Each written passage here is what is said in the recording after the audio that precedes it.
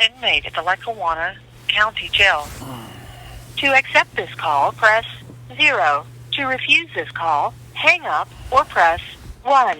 To prevent calls from this facility, this call is from a correction facility and is subject to monitoring and recording. If you are an attorney and do not want this call recorded, please hang up and call 570-963-6639, extension 4522, or extension 0 after business hours. Thank you for using Global Tel-Link. Hey, good morning, Shawn.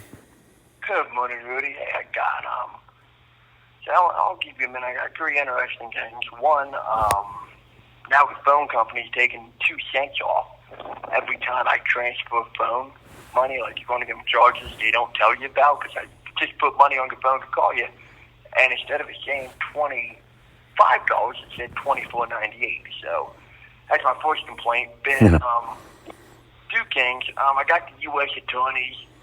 Well, I don't have it. My family got it. My people got it.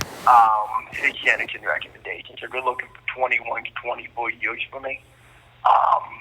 But you could look in that bit. The interesting game. 24 years. 21 to 24 years. That's crazy, man. Yeah, when I have no victims at all on my case.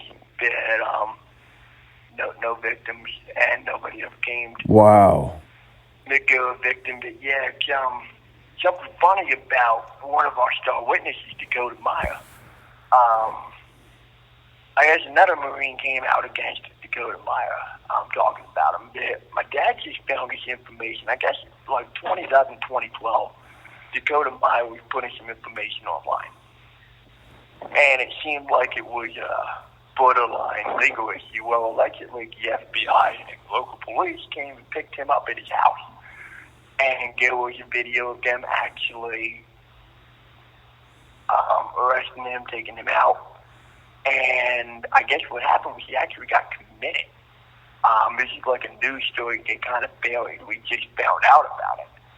And what was really interesting was it's information the government never gave me on a witness, just like the Leonard Peltier case, because part of the impeachment against the witness is the psychological background to see whether or not good testimony is valid. And not only is this guy not a victim of mine, but I was never given any of that information from the FBI contact with him, from his mental health. And it's funny because I never even knew about this, but I questioned him at my court hearing about the threats that he made against my family. And he admitted to making the threats against my family on Facebook at my trial. And now I just found out today that he actually made similar threats like this in 2011 and 2012, somewhere in that time frame, that the FBI spoke to him about, and he was actually committed to a mental institution, and none of this was given to me at my trial for one of the government's witnesses. Wow. So it's crazy, man. You know, it's crazy. But yeah, like I said, well, I'll go from there, see what happens towards that. I mean, like I said, it's just been FBI games after FBI games, and it's followed by U.S. Marshal games and DOJ games. And, I'll just put this out there for people, it doesn't matter whose side they're on. All people that are working for their own, doing what they need to do. I don't care if it's Trump, I don't care if it's Biden. They're all a bunch of clowns. Yeah.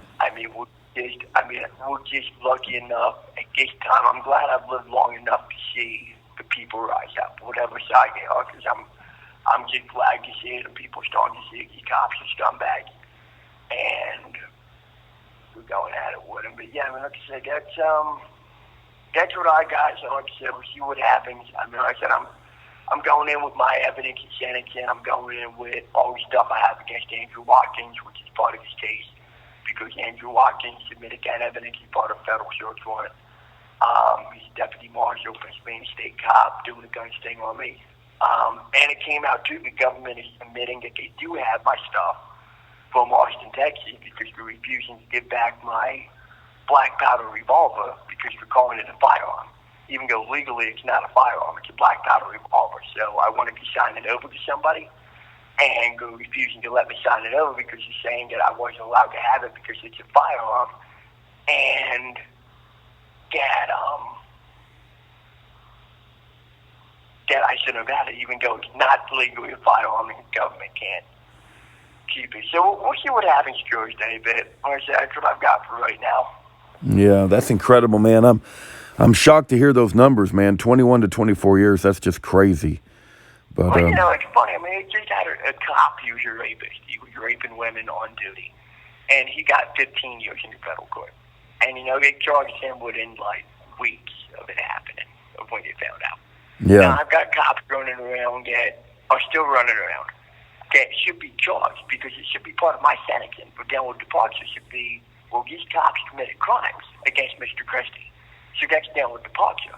And the FBI is telling my parents, we went to the DOJ and they shot us down because initially the story was from Garcia. He told my family, I'm going to come and talk to them and we're going to charge these cops and we're going to do all this stuff. And then nothing happens for 7 months. I have my lawyer. I get my lawyer. I say, well, contact the FBI. See what the fuck goes. Part of my language. See what they're doing. And they don't get back to me. They won't put nothing in writing. And then Garcia contacts my family again. He won't contact my lawyer. I said, well, the DOJ shot us down. Well, the DOJ going to shoot them down when they charge me, which is illegal nonsense. But they don't want to charge cops. So, like I said, the clowns. All I know is I got an agent from Alaska named Ann Kirkland who's like a ghost.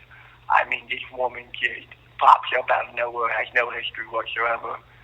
And I would like to know her complete investigation against me and why she's walking out of my office here in PA. And I'd like to know everything that happened with Sarah Palin and the investigation that they have on me. But I'd really like to know about Dakota Meyer because this man's been doing some stuff against my family, and it comes to find out that this man has a history of mental illness. It was never brought up by the government. But crazy, man.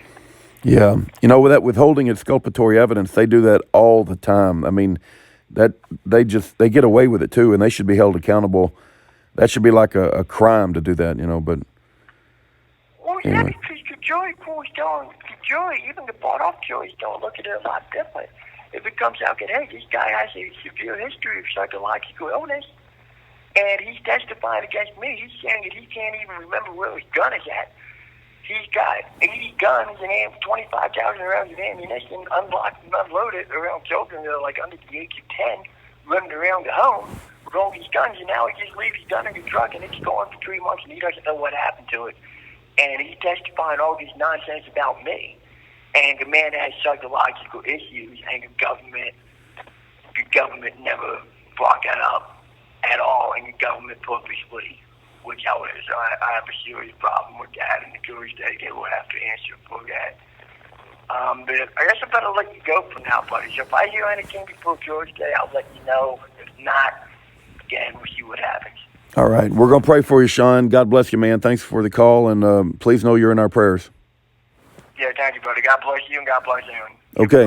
All right. Bye-bye. Bye-bye. Thank you for using Global Tel Link.